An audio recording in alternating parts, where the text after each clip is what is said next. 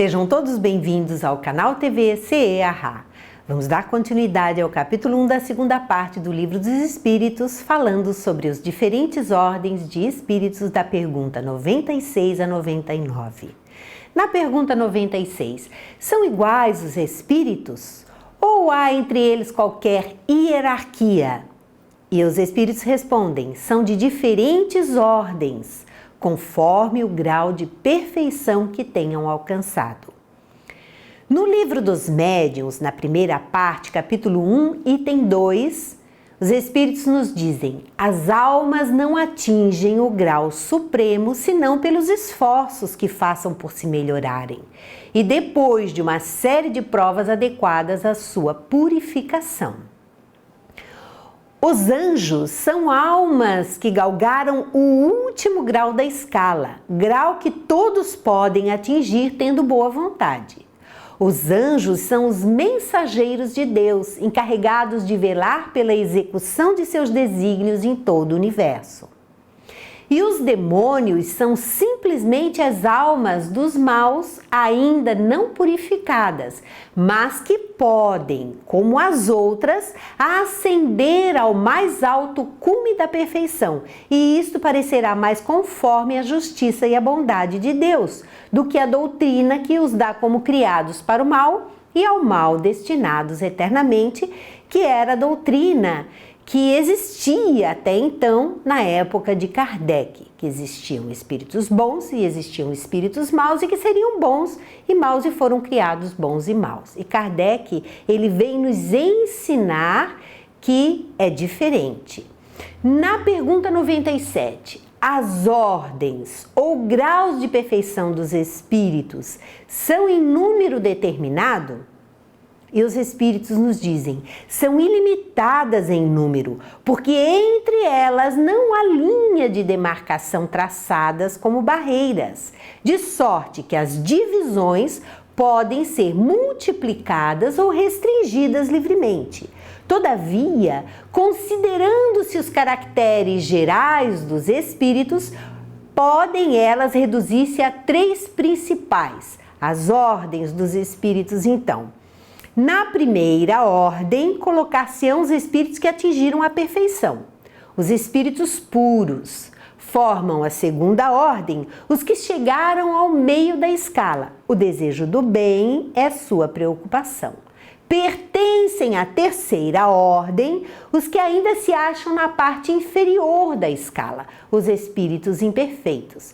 A ignorância, o desejo do mal e todas as paixões más que lhes retardam o progresso, eis o que os caracterizam. Na Revista Espírita, de fevereiro de 1858, os espíritos nos dizem que um ponto capital da doutrina espírita é o das diferenças existentes entre os espíritos, quer do ponto de vista intelectual, quer do moral. Essencial saber que eles não pertencem eternamente à mesma ordem e que, em consequência, essas ordens não constituem espécies distintas, são apenas diferentes graus do desenvolvimento. A doutrina espírita nos traz, então, esse conhecimento de que aquele espírito mau, ele vai se desenvolver, ele é mau porque desconhece o bem. Mau é o termo que os espíritos usaram na época, mas ele desconhece o bem e ele tem a oportunidade de evoluir como todos os espíritos. Então, todos os espíritos são criados da mesma forma e aprendem, evoluem, crescem e têm as mesmas oportunidades de crescer. Seguem os espíritos a marcha progressiva da natureza. Os das ordens inferiores são ainda imperfeitos. Depois de depurados, atingem as ordens superiores, avançam na hierarquia à medida que adquirem qualidades, experiência e conhecimentos que lhes faltam. A criança de peito, eles fazem uma comparação, não se assemelha ao que será na idade madura, contudo, é sempre o mesmo ser. Então, o espírito, ainda muito imperfeito, é considerado como uma criança pelo mundo espiritual superior. Na pergunta 98, os espíritos da segunda ordem, que desejam apenas o bem, têm o poder de praticá-lo? Cada um deles, dizem os espíritos, dispõe desse poder de acordo com o grau de perfeição a que chegou. Assim, uns possuem a ciência, outros a sabedoria e a bondade. Todos, porém, ainda têm que sofrer provas, ainda têm que passar por testes. Por que os testes? Para experimentá-los, para deixar gravado no seu ser as experiências pelas quais passou, o aprendizado. É assim que a gente aprende, sendo testado. Na Revista Espírita de fevereiro de 1858, eles nos dizem que os da segunda ordem, os espíritos bons, são caracterizados pela predominância do espírito sobre a matéria e pelo desejo do bem. São os espíritos bons. São espíritos que ainda precisam ser testados, que vão evoluir, mas que já têm essa predominância do espírito sobre a matéria. Seu progresso só se realiza gradativamente, muitas vezes mais num sentido do que no outro, podendo eles reunir caracteres de várias categorias, o que é fácil de observar por sua linguagem e por seus atos. Então, muitas vezes, os espíritos da segunda ordem progrediram mais no aspecto da ciência, por exemplo, no outro, da moral. Então, eles podem trazer várias características, mas já estão na segunda ordem. Na pergunta 99, os da terceira ordem, que são os espíritos inferiores, são todos essencialmente maus? E os espíritos dizem que não. Uns há que não fazem nenhum bem nem o mal. Outros, ao contrário, se comprazem no mal e ficam satisfeitos quando se lhes depara a ocasião de praticá-lo.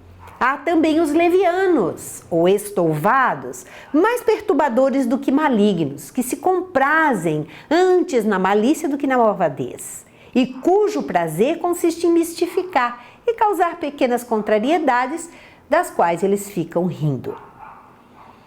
No Livro dos Médiuns, na primeira parte, capítulo 4, no item 46, compreende-se que a crença na comunicação exclusiva dos demônios, por muito irracional que seja, não houvesse parecido impossível quando se consideravam os espíritos como seres criados fora da humanidade. Então, qual era a crença na época de Kardec?